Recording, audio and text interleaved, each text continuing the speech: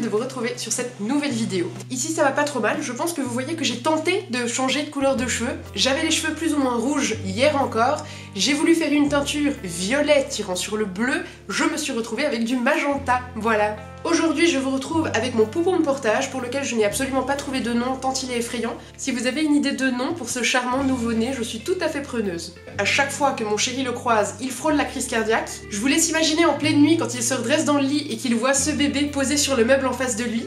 Je vous assure qu'à chaque fois on frôle le divorce. Du coup, si par hasard vous avez une idée de prénom pour ce tendre enfant qui partage nos existences malgré son faciès de plastique, je suis tout à fait preneuse. Donc pourquoi est-ce que je vous retrouve avec ce poupon? Parce qu'aujourd'hui on va parler de portage, je vais faire un espèce de unboxing et review de deux produits que j'ai reçus ces dernières semaines et que je vais découvrir avec vous et vous présenter en direct sur cette vidéo. En premier lieu, je vais vous parler du Neo de chez Neobull, duquel je vous parle assez souvent en story sur Instagram. Je ne l'avais jamais eu entre les mains, je l'ai essayé sur différents salons. Je l'ai essayé aussi chez des amis qui l'avaient en leur possession et chez qui j'ai pu l'essayer. Par contre, je n'ai pas eu l'occasion de le tester moi directement avec mes propres bébés et du coup ça va être l'occasion de pouvoir le tester et ça va surtout être l'occasion de vous en parler avec un petit peu plus de profondeur puisque je l'ai en ma possession et que du coup je vais pouvoir le tester en long et en large. Et en deuxième, je vais vous parler de ce produit-là qui vient de chez Zipusin, Zip Us In apparemment, je ne sais pas du tout comment on le prononce, qui est une marque anglaise et qui propose un insert de portage pour ajouter sur nos vestes. C'est-à-dire que si vous n'avez pas les moyens de vous acheter un manteau de portage, que vous avez un manteau, une veste que vous adorez, vous avez la possibilité d'acheter un insert qui s'ajoute directement sur votre veste ou sur votre manteau. Je crois d'ailleurs qu'il existe en différentes tailles et ça vous permet d'avoir votre bébé qui est au chaud et de pouvoir conserver vos vêtements à vous hors portage tout en ayant votre bébé en portage sur vous. Je fais assez rarement des vidéos review ou unboxing de ce genre là et en fait je me demande si c'est pas quelque chose qui est intéressant. J'en avais fait notamment avec des manteaux de portage, j'en ai fait aussi avec une marque de gourde, j'en ai fait avec un tire-lait, bref, ça arrive de temps en temps mais assez peu régulièrement. Si c'est quelque chose qui vous intéresse, que je vous présente des nouveautés du marché ou des choses que je découvre, n'hésitez pas à me le mettre du coup dans les commentaires. On va donc commencer par le Neo de chez Neobull que je vais déballer sous vos yeux ahuris. Juste comme ça, je fais un petit aparté, Neobull c'est une marque française, tout est fabriqué en France. C'est une marque qui propose des écharpes de portage, des slings,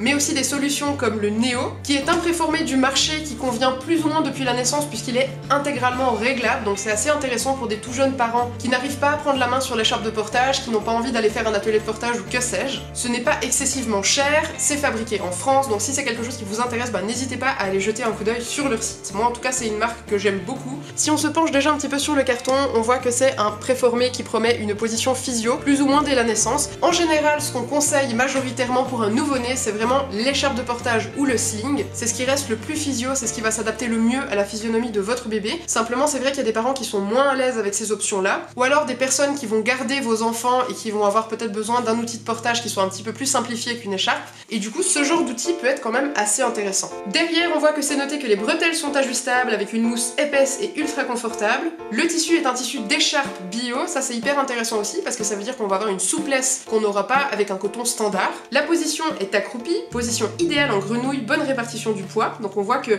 en tout cas sur les images, le bébé qui est présenté ici est vraiment assis sur sa base et n'a pas le tissu qui arrive uniquement entre ses jambes. Donc ça c'est vraiment la preuve d'un portage physio, on verra si dans les faits c'est bien comme ça. Ceinture ventrale confort, ceinture souple, ne comprime pas le ventre et donc aucune pression sur le périnée, ce qui est intéressant quand on vient d'accoucher. Coupe anatomique, sans couture, ultra confortable, taille ajustable, s'adapte à toutes les morphologies. On nous promet un porte-bébé qui va jusqu'à 2 ans. On verra un petit peu si c'est le cas, mais quoi qu'il en soit, les infos sont assez intéressantes. Donc voilà la bête, on se retrouve avec un porte-bébé qui effectivement est intégralement en tissu d'écharpe. Il y a sur la capuche une toute petite partie d'une écharpe de chez Neobull qui s'appelle la Jungle, que je trouve absolument magnifique, qui est très texturée. La capuche est roulée à l'intérieur, on voit qu'il y a effectivement pas mal de réglages. Je suis en train de regarder un petit peu comment on règle en fonction de la taille de bébé. Et je dois avouer que ça a l'air assez simple à régler. Donc ça c'est la ceinture ventrale, ce qui va venir se fixer contre votre ventre. Et je regardais un petit peu comment ça se passait pour resserrer le tablier pour que ça puisse convenir à un tout petit bébé. Donc l'objectif quand on va porter avec un nouveau-né par exemple, ça va être vraiment de pouvoir resserrer la largeur du tablier mais aussi la hauteur. Et là je vois qu'il y a un système avec 2 scratchs qui se situent sur chaque côté qui peuvent être défaits et ensuite le tissu va passer sur une glissière, donc de cette façon-là, pour pouvoir se régler en termes de largeur. C'est très simple, et je vois qu'on peut le régler vraiment très serré. Donc c'est assez intéressant, vous voyez quand même que par rapport à avant, on a vraiment une toute petite largeur d'assise, donc ça peut convenir à un petit écart de hanche. En ce qui concerne la hauteur du tablier, je viens de comprendre comment ça se passait. Vous avez en fait une petite glissière à l'intérieur qui fait à peu près la moitié de la hauteur du tablier, et vous allez pouvoir le régler à ce niveau-là sur la bretelle. C'est-à-dire que si vous resserrez ça, voilà, ça va resserrer le porte-bébé, vous allez vous retrouver avec un porte-bébé qui est beaucoup plus petit. Je vais en faire de même du coup de l'autre côté, je pense que vous allez voir quand je serre ce qui se passe. Et là on se retrouve avec un porte-bébé vraiment miniature. Donc vous voyez que sur la ceinture ventrale, vous avez toute cette longueur que vous pouvez serrer, donc ça convient effectivement à je pense pas mal de morphologie. Je vais mettre la ceinture ventrale sur moi. Quand on porte avec un préformé, en particulier un nouveau-né, on peut vraiment régler la hauteur, c'est-à-dire qu'un tout petit, on va peut-être avoir tendance à le porter vraiment au niveau de la taille pour l'avoir à hauteur de bisou. Un plus grand bébé, par exemple Nao, quand je le porte en préformé, je vais le porter vraiment plus bas sur mes hanches pour qu'il arrive toujours à hauteur de bisou et pour avoir la vue qui est dégagée, parce que sinon vous vous retrouvez avec votre enfant devant le visage. Donc vous voyez qu'au niveau des bretelles, vous avez aussi pas mal de longueur si vous avez besoin d'agrandir ou de resserrer. Je vais maintenant installer Pedro, hein, je vais l'appeler momentanément Pedro, mais si vous avez des idées de prénom, je prends. Donc on va le passer sur le tablier avec une jambe de chaque côté. On va remonter le tablier dans son dos. On fait bien attention à ce que Pedro ait les mains près du visage. Ça va favoriser sa position physio et ça va aussi lui permettre de pouvoir porter les mains à sa bouche. Vous avez le petit réglage sur la bretelle pour fixer les deux bretelles ensemble et éviter d'avoir les bretelles qui s'en vont. On peut les resserrer aussi une fois qu'elles sont sur le dos. Donc voilà, là on est installé. Là, je pense qu'il est plus ou moins à la bonne hauteur par rapport à moi. C'est-à-dire que je suis confortable comme ça. Donc l'écart de hanche est plus ou moins respecté, hein, donc mon poupon a les genoux qui arrivent ici. J'ai dû desserrer un petit peu l'assise, donc lui il correspond à un bébé d'1 mois et demi plus ou moins, ça peut peut-être vous donner une petite idée. Mais en tout cas à partir de 1 mois et demi, ça a l'air vraiment de bien fonctionner. La position est vraiment assez bien respectée, alors clairement on n'est pas sur une écharpe de portage, hein, encore une fois. Par contre on a une très bonne imitation, la position est assez bonne pour dire que c'est un poupon en plastique. Il y a un regret que j'ai, qui n'est pas énorme, c'est qu'il n'y ait pas de petit réglage ici, donc en termes de largeur au niveau du haut du tablier. Alors ça changerait peut-être pas grand chose, mais je pense que si on avait un petit cordon pour resserrer un tout petit peu, ça permettrait vraiment à bébé d'avoir un cocon et d'avoir une position encore un peu plus physio. Pour le confort des bretelles, moi je trouve vraiment très épais, elles sont vraiment très épaisses les bretelles. J'essaye de vous montrer un peu de près, je pense qu'on se rend assez bien compte. Mais c'est vraiment super épais. La matière n'est pas désagréable du tout, c'est assez agréable. Le fait qu'on ait derrière le petit réglage, que je n'ai d'ailleurs pas assez serré, ça permet vraiment de pouvoir se mouler sur les épaules et donc de ne pas le perdre. Je dois avouer que j'ai entendu plusieurs mamans me dire qu'elles avaient bien aimé le Néo, mais qu'elles avaient regretté le confort sur les épaules. Donc libre à vous de me donner votre opinion dans les commentaires. C'est vrai que moi pour le moment j'ai porté approximativement 5 minutes avec, donc je peux pas vraiment faire un retour, mais je trouve que les bretelles sont très épaisses et je dois avouer qu'à mon avis ça doit être assez confortable. Le problème qu'on peut éventuellement rencontrer, c'est que la longueur de la partie en mousse des bretelles n'est pas très longue. Du coup, sur moi, qui fait une taille L, XL plus ou moins, ça va très bien. Donc peut-être que sur quelqu'un qui est très grand ou alors qui a plus de rondeur que moi, ça peut être inconfortable suivant où ça arrive. Ça, c'est possible. C'est vrai que si on n'est plus sur la partie en mousse, c'est pas très confortable. Donc ça vaut peut-être la peine de l'essayer avant de l'acheter. Mais par contre, pour le reste, je trouve qu'il est assez agréable. Il est assez respirant, il est léger, je me sens pas du tout engoncée dedans. Je n'aime pas spécialement les ceintures ventrale, malgré le fait que je porte beaucoup en préformé, c'est quelque chose qui me chiffonne un petit peu. Mais là, je dois avouer qu'elle est assez confortable. Elle est rembourrée, elle est large, donc c'est vrai qu'elle englobe une assez grande partie du ventre, c'est pas quelque chose qui va ciseler le ventre. Et il faut admettre que ça ne passe pas du tout sur l'utérus, hein, puisque mon bas-ventre se situe vraiment en dessous de la ceinture. Donc il n'y a pas de point de pression sur le périnée, sur l'utérus quand on vient d'accoucher. Au fur et à mesure que votre bébé grandit, vous allez pouvoir desserrer sur les côtés ici, donc vraiment en fonction de votre confort. Et vous allez voir que vous allez prendre beaucoup de longueur de tablier, donc ça va être effectivement assez évolutif à mon avis. Et vous avez également la possibilité évidemment de desserrer au niveau de l'assise et d'avoir du coup une assise beaucoup plus large qui va correspondre à un enfant un petit peu plus grand, voire à un tout petit bambin. Celui-ci n'ira pas jusqu'à la fin du portage, par contre en tout cas pour la première année et demie c'est vraiment sympa. Et puis la petite capuche que je n'ai pas regardée, donc on a effectivement le petit pare-soleil qui est ici, qui s'accroche donc sur la tête de bébé et puis qui se met autour des bretelles. Moi je n'utilise jamais ça parce que j'aime bien voir le visage de mon bébé. Si vous l'avez dans le dos et qu'il est un petit peu plus grand, qu'il a le visage sur le côté bien dégagé, je pense que ça peut être pratique pour le couvrir notamment du soleil, effectivement. Avec ce porte-bébé, vous pouvez bien évidemment aussi porter dans le dos. Bon alors le passage d'eau n'est pas parfait parce que mon bébé en plastique a le bras qui est descendu. Je pense que ça va être un peu compliqué de le remonter. Mais quoi qu'il en soit, en dehors de ça, ça a l'air vraiment de convenir assez bien. Encore une fois, il faut bien vérifier qu'il ait les voies respiratoires dégagées. Je dois avouer qu'avec un bébé en plastique, je me fais pas trop de soucis pour sa survie. Je viens d'être interrompue par la sonnerie de la porte. On m'a apporté une écharpe de portage.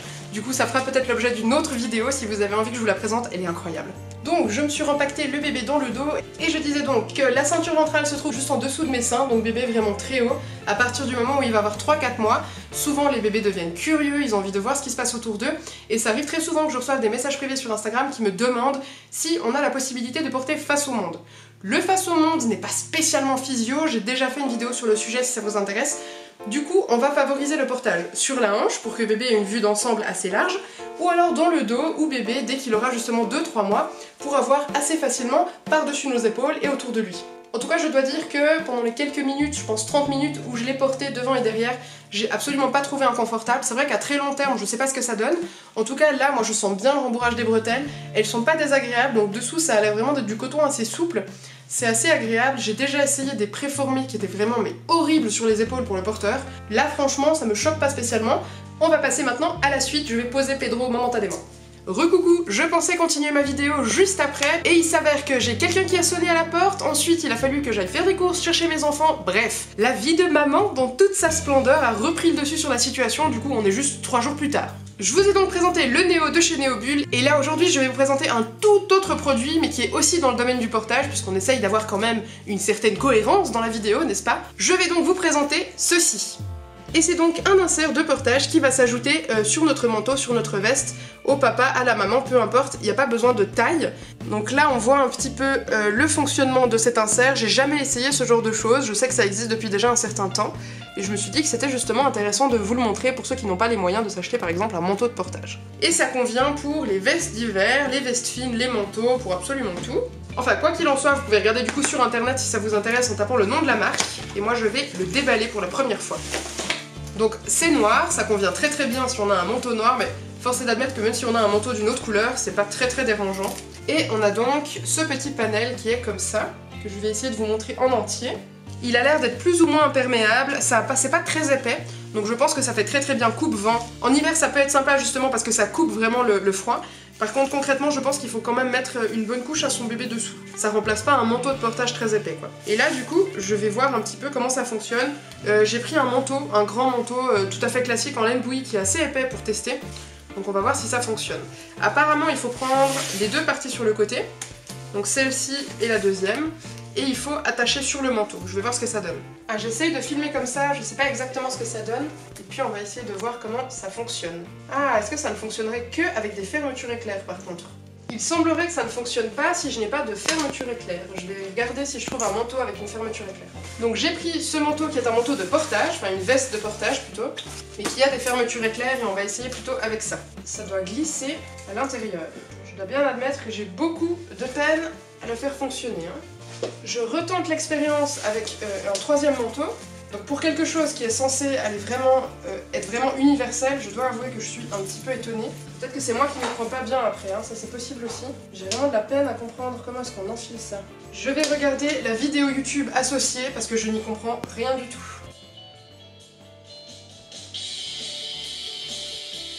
Donc apparemment je me suis un petit peu leurrée, ça ne se glisse pas par le haut mais par le bas. Donc c'est moi qui suis totalement handicapée. Mais j'ai quand même de la peine à comprendre comment c'est censé glisser dessus.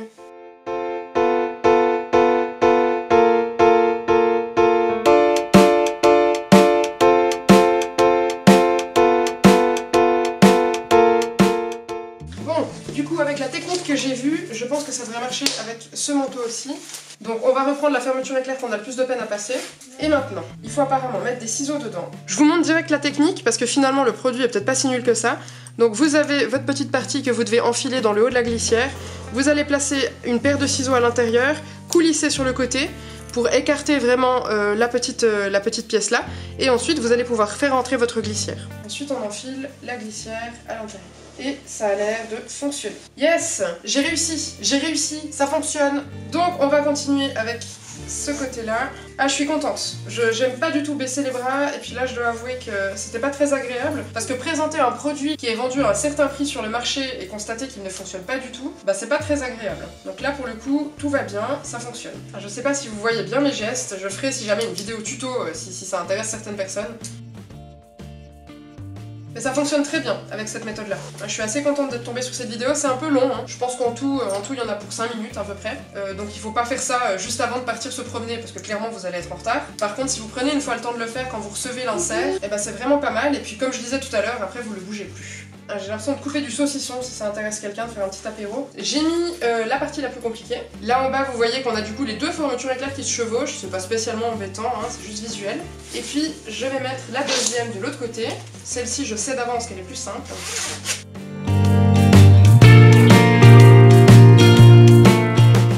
Voilà, terminé. Du coup je suis contente de vous annoncer que ce n'est pas une arnaque, contrairement à ce que j'ai pu croire. Par contre, très clairement, il faut regarder la vidéo d'installation que vous trouvez sur internet assez facilement. Parce que clairement, autant il y a une des glissières qui est facile à mettre, mais encore il faut savoir comment l'enfiler, autant la seconde, ça demande quand même un tout petit peu de travail. Je vais installer Pedro dans le porte-bébé que j'avais avant, donc dans le Néo, et je vais ensuite vous montrer comment on enfile l'insert. Donc Pedro est installé, j'enfile la veste. Vous voyez que là, sans insert de portage, on ne peut pas fermer sur lui, donc évidemment que bébé n'est pas protégé au même titre que nous si par exemple on est en plein hiver. Mais ce n'est pas grave puisque nous avons notre super zipecine qui se situe ici. Donc, hop, clairement là on est sur du simple. Hein. Donc voilà, notre bébé est installé, il est au chaud. Ici, on a une petite glissière qu'on peut utiliser pour resserrer un petit peu autour de bébé, qui fonctionne à merveille, vraiment à merveille. Les petits pieds sont couverts. Avec Nao, je vois que j'ai tout à fait la place pour le porter aussi, donc ça joue aussi avec les toddlers, ça c'est vraiment chouette. Le seul détail qui peut être un petit peu rébarbatif, c'est que évidemment vous pouvez pas porter dans le dos, à moins que vous ayez de base un manteau de portage comme le mien, avec une glissière sur le dos. Sans ça, vous allez pouvoir porter que devant ou sur le côté, ce qui va très très bien aussi quand on a un tout petit et qu'on n'a pas les moyens de s'acheter un manteau de portage. Donc là, je dois avouer que je suis finalement assez convaincue. Je pensais pas du tout l'être, hein, on part de loin quand même. Parce que sur la vidéo, vous avez quelques minutes de galère avec cette fermeture éclair, force est d'admettre que j'ai galéré pendant approximativement une demi-heure avant de trouver comment ça s'utilise clairement. Et j'ai vérifié, cette partie-là est en fait en soft shell. Donc c'est vraiment quelque chose qui effectivement va tenir la pluie, va être coupe-vent. Donc j'aurais tendance à dire que pour les entre-saisons, ça suffit amplement.